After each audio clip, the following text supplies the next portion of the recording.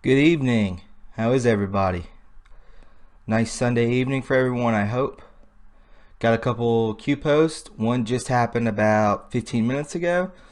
I'm going to go over some stuff that an Anon has posted about why they release stuff, in code, in question form. I found it very interesting. Maybe some of you who aren't sure what's going on or wanting to know, this will fill you in better. I'm going to talk about Christopher Wray, and I'm going to talk about Obama's 1.7 billion that was sent to Iran. We need to talk about that because Q says it's being brought back up. We need to, look into it. I feel so we all are all on the same page. So let's get into it. So this post came out at around 4 o'clock. This is post 780. And Q says, in quotes, never gotten over the fact that Obama was able to send $1.7 billion in cash to Iran, and no one in Congress, the FBI, or the Department of Justice called for an investigation. Reread crumbs. What is the reason this is being brought back up? There is a purpose for every tweet and crumb drop. And crumb dropped.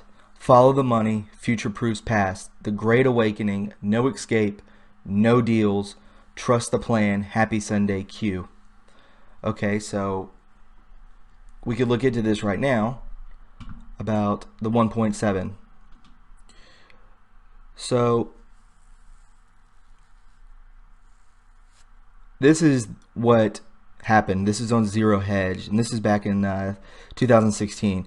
And it said wooden pallets stacked with euros, Swiss francs, and other currencies were flown into Iran on an unmarked cargo plane, according to these officials. The U.S. procured the money from the central banks of the Netherlands and Switzerland, they said.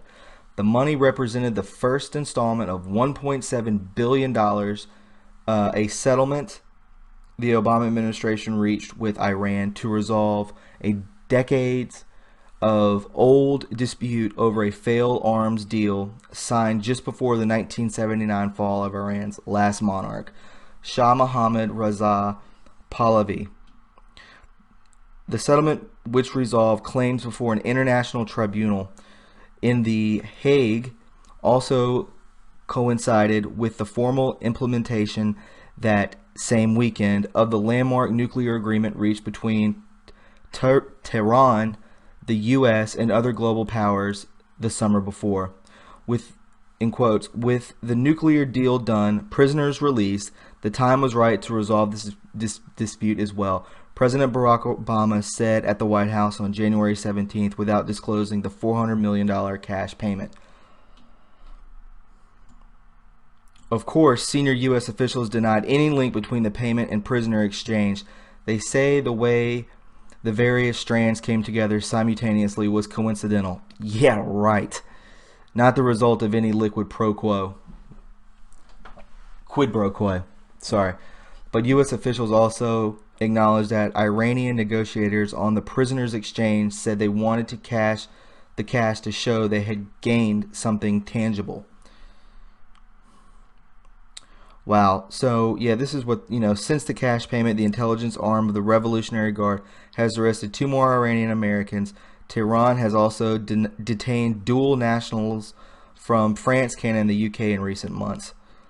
So, basically, they're alluding to 1.7 was in trade for the prisoners over there to come back here. I'm assuming, which is just baloney. It's just transfer of money, just cash, from different countries. So sketchy, and the fact that no one, did anything about it is because every one of them is corrupt. They're all corrupt. They're all in the same team, and now it's coming out right now. It's coming out. The corruption within the FBI, the DOJ, the CIA, the NSA. It's all coming out now slowly. But the FBI, since this shooting in Florida, the FBI is definitely responsible for that. I mean, they followed this kid. They knew what he was. He wasn't. They knew he was dangerous, and they didn't do anything about it. And there's a lot going on there, and I think eventually we're going to find out what it was. People keep digging, researching. They'll figure it out. So, right. Let's continue on with, see what else we can pull from this post. What is the reason this is being brought back up? Well, I think this is going to be brought back up in a tribunal court, and it's going to be the fall of Barack Obama. Not only that, but many other things. This is just,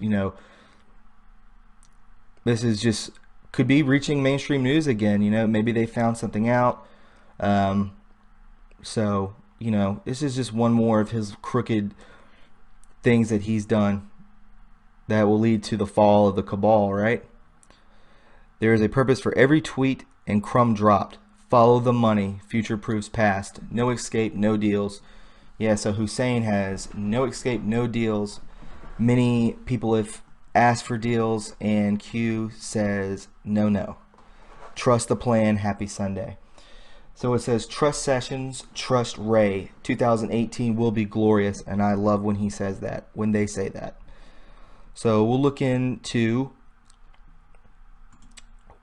I found this on Calm Before the Storm Reddit, and this was from 17 hours ago, but this says it was dropped. The Q-Anon posts says this was dropped at like 5:49, which was like now about 20 minutes ago. So I'm not sure. Maybe he's referenced this before.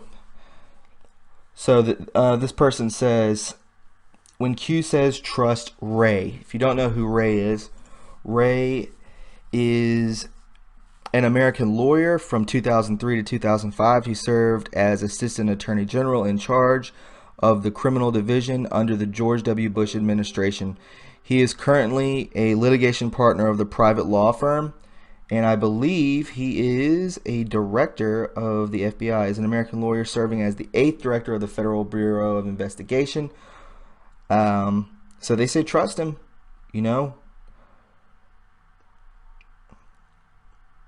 So that's who he is. He's the 8th director of the Federal Bureau of Investigation. So sorry about that. And he says, why should we trust him? And this person says, think it's because they knew that a school shooting false flag was going to occur, prompting the FBI to have to admit that it failed to follow up on tips about this person, about the kid.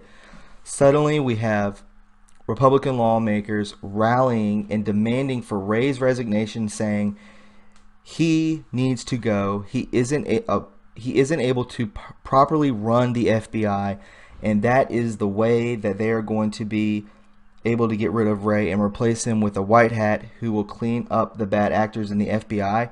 This person's all off. It's a good starting point with the cleanup of the FBI. He did say to keep track of the CEOs who resign. Deputy Director of the CIA is at the top position as a CEO.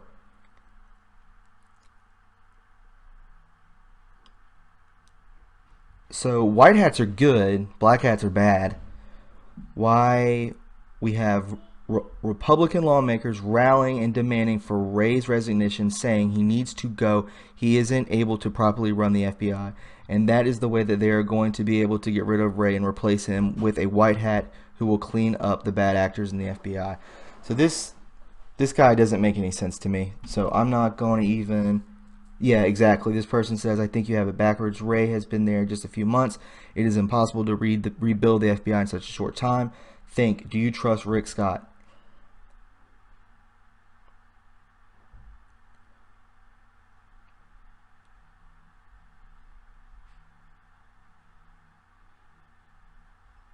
Yeah, man, this guy's got it backwards.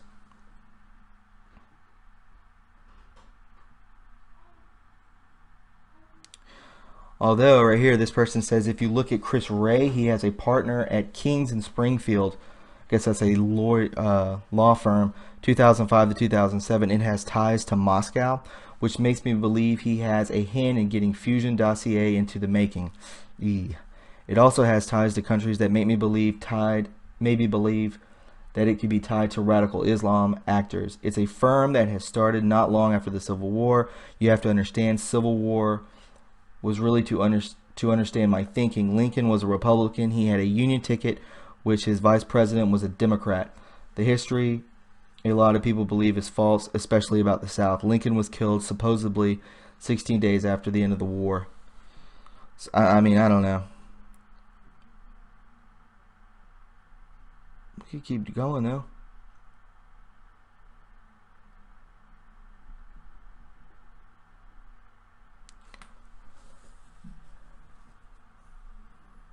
So this person says, my next question to pose would be, in quotes, if Q is in with Trump and Q says trust Ray, now that Donald J. Trump is calling for Ray's resignation for the same above stated reason Rick Scott is, we are really supposed to trust Ray?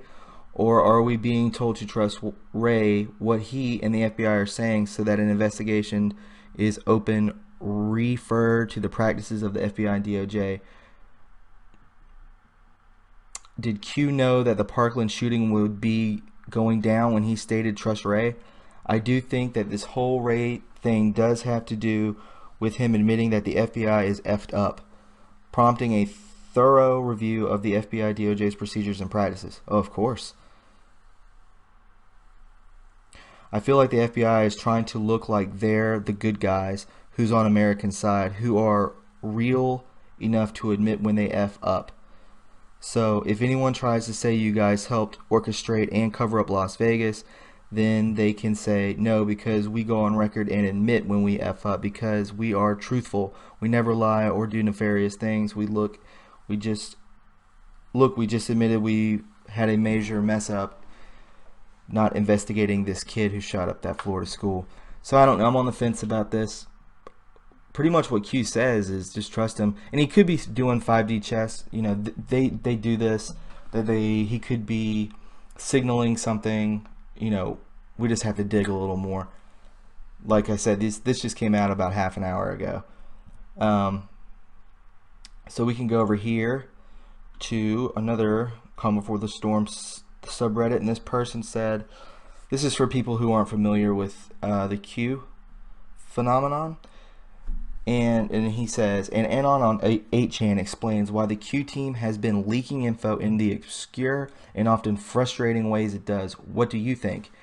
And Anon on 8chan explains why the team has been leaking info in the obscure and often frustrating ways it does. What do you think? As Q has stated numerous times, this board was chosen for a reason. The mission, the board is building a parallel construction. So we'll click on this link.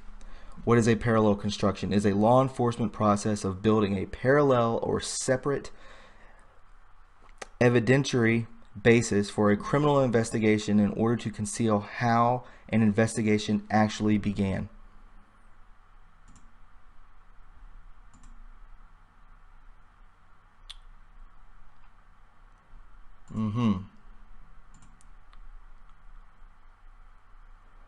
Parallel construction is a law enforcement process of building a parallel or separate evidentiary basis for criminal investigation in order to conceal how an investigation actually began.